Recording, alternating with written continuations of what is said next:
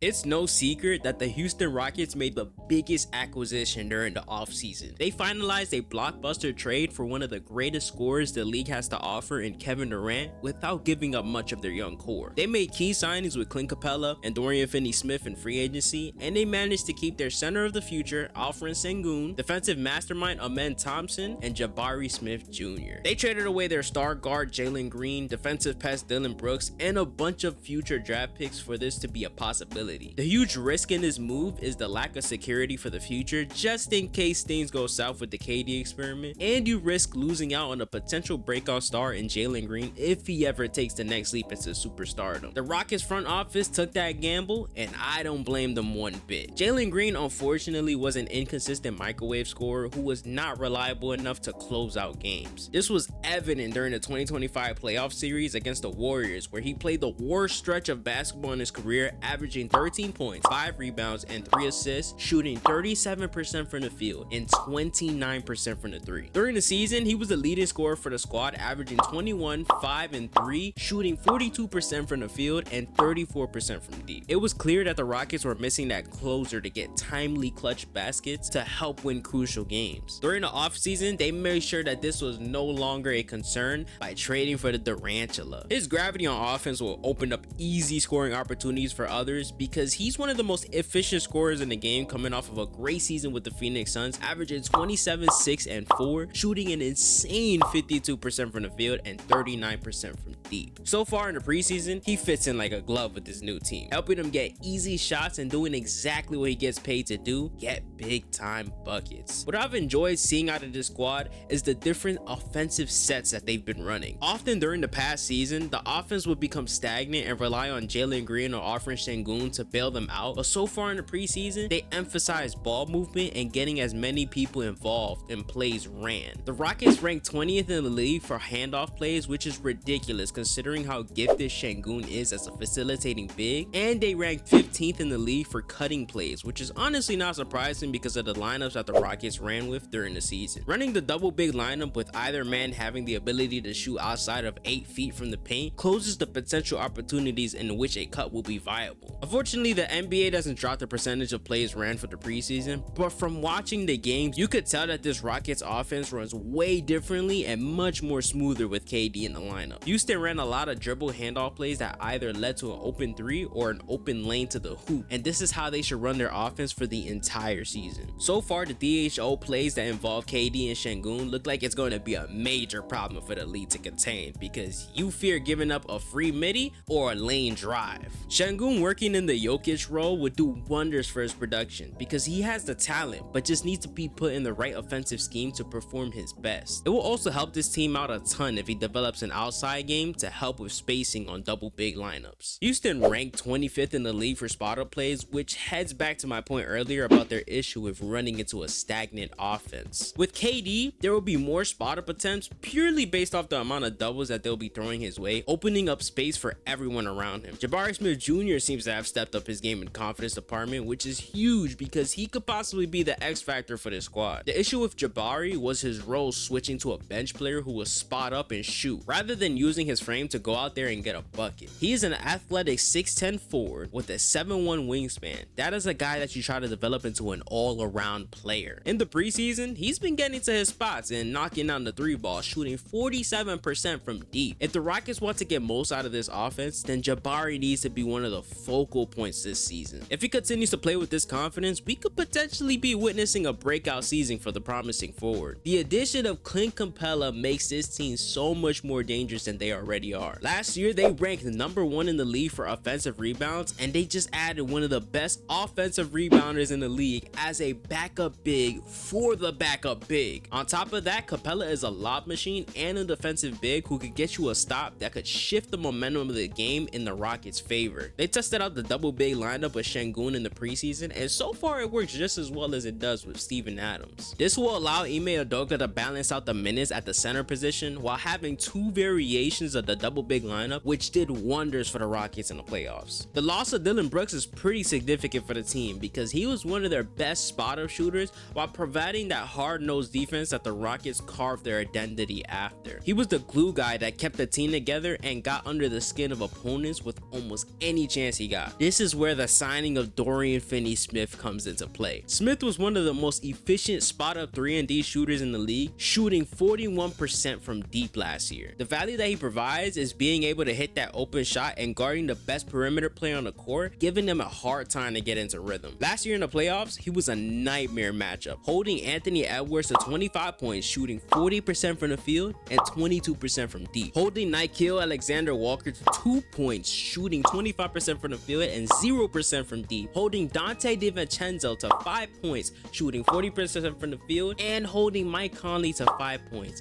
shooting 25% from the field and 16% from deep. This is why Rockets fans should be happy that he will eventually be integrated to the roster when he's fully healthy. He fits into the hard-nosed defensive identity and will most likely be one of the top spot-up shooters on the roster. The point guard spot in Houston is the biggest question mark at the moment, given the fact that VanVleet is out for the season due to a torn ACL. VanVleet was a killer in the playoffs, often being the second best player on the roster, providing clutch, timely buckets whenever the team needed offense. After a rough first 3 games of the series against the Warriors, he averaged 24 points, 5 assists, and 5 rebounds, shooting 56% from the field and 63% from deep. Without his production, the Rockets would have probably got bounced out of the playoffs in like 6 games. The big question is, who's going to step up into this role now that the main guard facilitator is gone? They've been experimenting with Amen Thompson as the guard, and if he develops that shot, then I would say that's a solid idea. He's a 6'7" guard who has lightning speed, insane athleticism, and excellent defense. In the preseason, he's been able to consistently find an open man, showing his ability to run as a slashing facilitator. He's also shown confidence in shooting the 3-ball whenever he's left open, which is a good sign considering that was one of his major weaknesses from the first 2 seasons. In the playoffs, he was struggling whenever the Warriors would play zone defense because his source of offense comes from driving to the paint and finishing strong. There were stretches in which he would be useless on offense, so working on that shot could help open up different scoring opportunities. We already know how scary he is on defense, and he was hounding Steph Curry anytime he matched up with him. He held Curry to 40% from the field and 44% from 3, which sounds like he didn't do the best job, but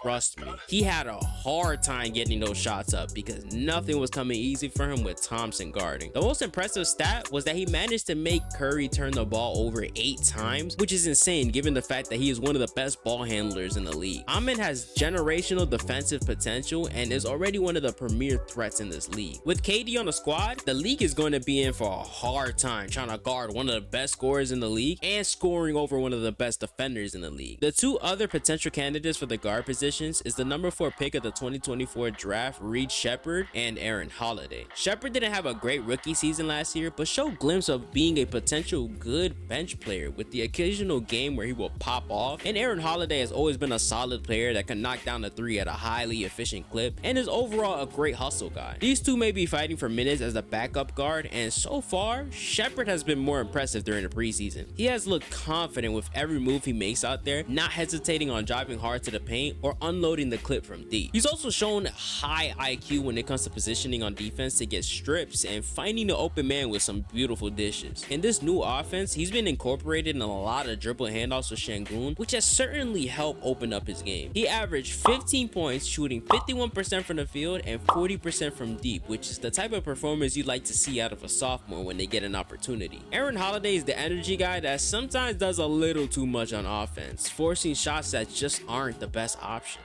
He's an energy guy, so he's perfect for the culture of this team and will no doubt get some minutes on the rotation, but I think Sheppard would take most of the bench guard duties. Last but not least, one of the best defenders on the roster, Tari Eason. He provides a lot of value for this team, being another energy guy who's solid at finishing and has the size and length to guard the opposing team's best forward player. He did a really good job defending Jimmy Butler in the playoffs, holding him to 14 points, shooting 41% from the field. His biggest problem was his lack of handle, which led to many careless turnovers when driving to the basket. He also needs to be more consistent with his 3-ball. Granted, he was shooting at an efficient clip in the playoffs, but so far in the preseason, he's been a little shaky, so hopefully he picks it back up when the season starts up. Houston is strapping up to be one of the best teams in the league this season, and it's gonna be exciting to see how they fare off against the top squads. What do you guys think about the new look Rockets? Let me know down in the comments. I hope you all enjoyed the video, and I'll see you in the next one.